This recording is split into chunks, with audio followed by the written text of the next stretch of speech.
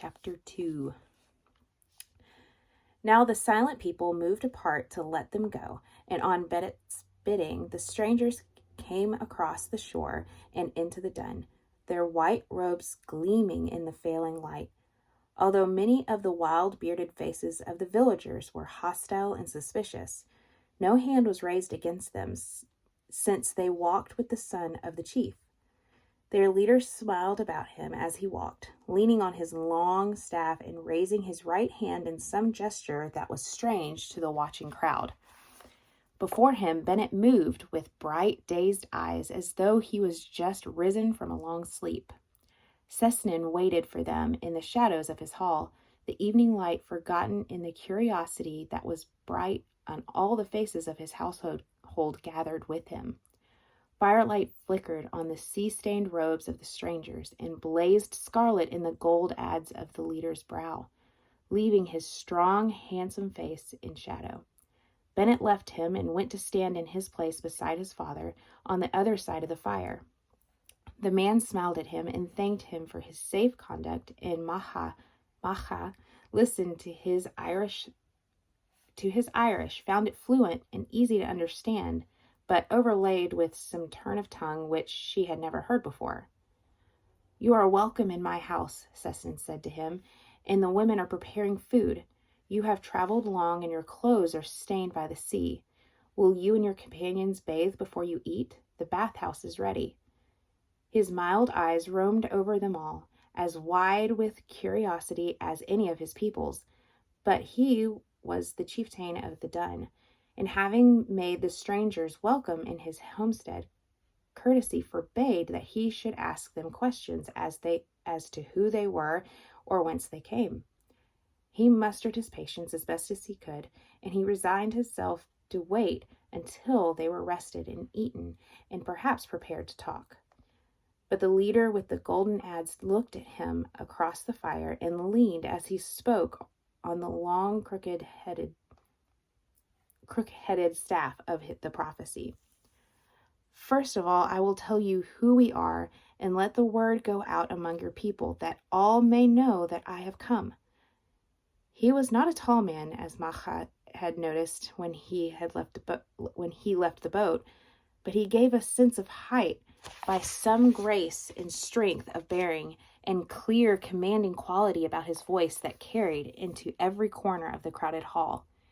In the smoky shadows, she craned to see his face, getting a sense only of a mild countenance like Sessin's own, above the forked beard of reddish brown. "It is not necessary, as my guest, that you should tell me anything. I would prefer it so, for I am here to have all Erin know of me, and of him whose name I come. I am Magnus Succatus Patricius, citizen of Rome. In your tongue, my name is Patrick, consecrated bishop of the Church of Christ, and I have come to bring the word of God to the people of this land, and to give them knowledge and understanding in the teaching of truth." Sesnin, not understanding, raised his hands in a small gesture and groped for the courteous word. "You speak our language well, stranger." Patrick turned and faced into the crowded shadows, where a blur of faces watched him in silence.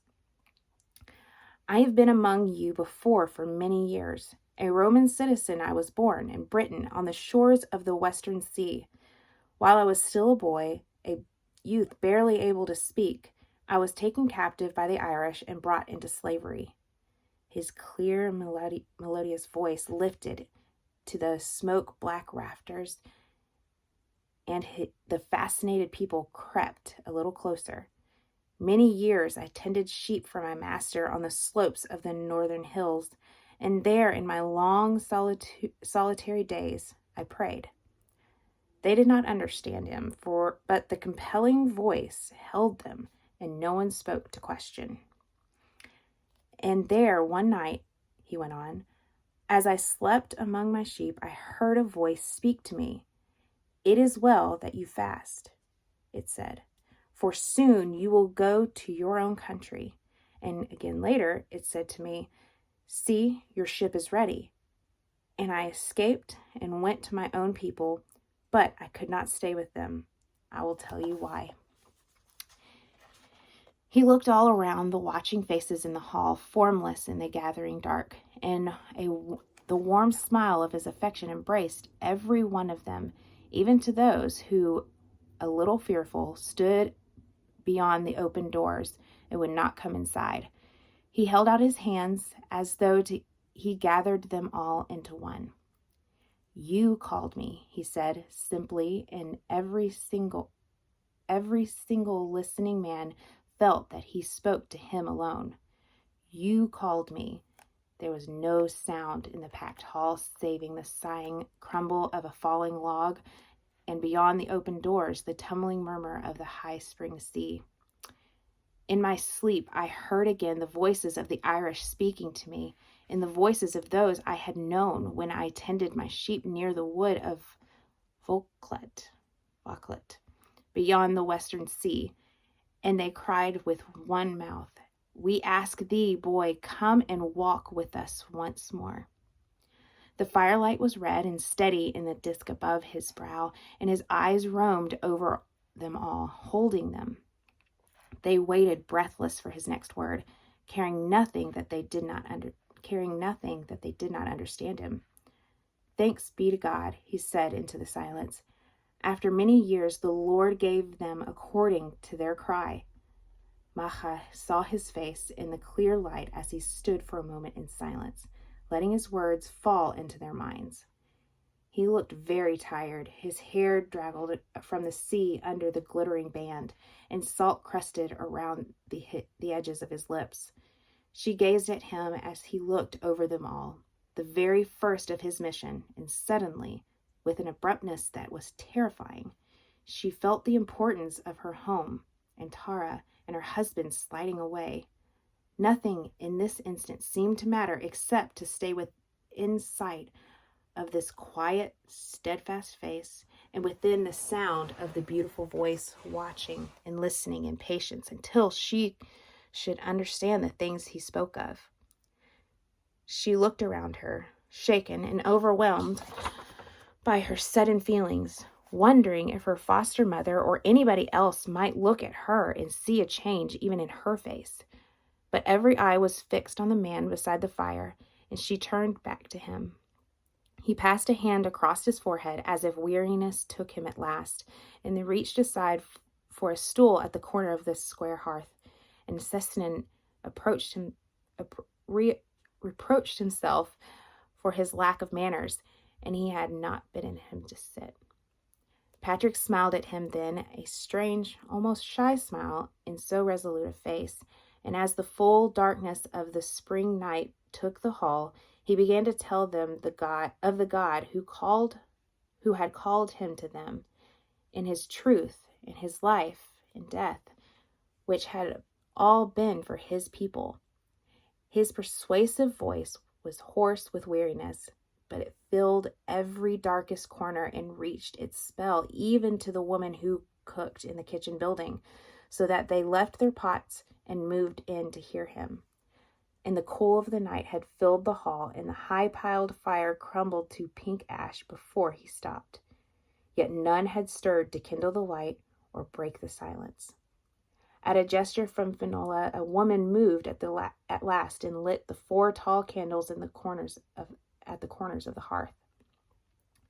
Sessnan was not a wealthy man, a small chieftain, but his household nonetheless held 3 druids, magicians, counselors, and men of judgment. The springing candle flames showed that the chief of those plucking at the elbow of his master, whispering in hostility and suspicion, his eyes angry on the tired man beside the dying turf glow. But Sessnan set himself aside and looked a long moment at Patrick, as though there was something that must be decided between them. Then he moved slowly forward and laid his graying head on Patrick's breast in an ancient, honored gesture of submission and respect. "Ad's head is come," he said, and above his bent head Patrick looked at the silent household, the angry druid, and lifted his hand in the sign of a cross. Beside his father, the boy Bennett sighed and moved closer to the priest. and the troubled look of the early day had left his face. As his father drew back, he edged up close to Patrick. "What do we call you?" he asked, "if we wish to speak with you?" The man looked down at the child, kindness on his tired face. "You may call me Father," he said gently, and Bennett's eyebrows drew together and glanced with a questioning face at his father behind him. "I am your father in God," Patrick said to him then, and the child looked at him as if he did not understand, but for the moment was willing to set it aside for something more important. "Tell me then, Father," he came out with the question that had been troubling him all evening, through all the long preaching that he had brought the first word of God to the men of Aaron. "Tell me then, Father, when you got out of the boat down on the strand of the shallows, why did you not wade ashore like all the other men? Why did this one," he pointed to the biggest man in the group of strangers, "why did this one have to carry you to the land?" Several of Patrick's fathers looked shocked, and from across the fire Finola moved as if she would rebuke her son, but the tired, weather-beaten face of the priest crumbled into a smile as innocent and simple as Bennett's own. "Why, my son," he said, and he laid a hand on the boy's shoulder, that is simply answered. "I do not like to get my feet wet." Bennett laughed aloud and looked all around for everyone to share his joke, and the Roman priest laughed with him cheerfully, and in a moment the fire was ringed with smiling faces, and the jest was repeated all down through the hall and out along the dark hill of the Dun. And the small simplicity pleased the people, warming them to the priest and leaving them more willing to listen to all he said. But Maha had moved out of the ring of the candlelight and paid no heed to the small joke, leaning against the plaster wall in a sudden misery of weariness that had overtaken her as she listened to the tired yet overwhelming voice telling of this new God. All her bright certainty in her future was suddenly vanished, and there was only confusion to take its place. As Patrick and his companions passed her, she looked at them in something like despair. She knew a spell had taken her as she listened, and she knew a deep, almost fearful certainty that had no reason in it, that this man was the truth. But there was Tara and her parents and a new husband and all the things she had been sure of before, all her life of learning at the feet of the Druids. She looked after the back of the Roman as he left the hall to go to his guest house, and knew the same feeling as when Bennett had shouted at his father in the dusk. Nothing was ever going to be the same again.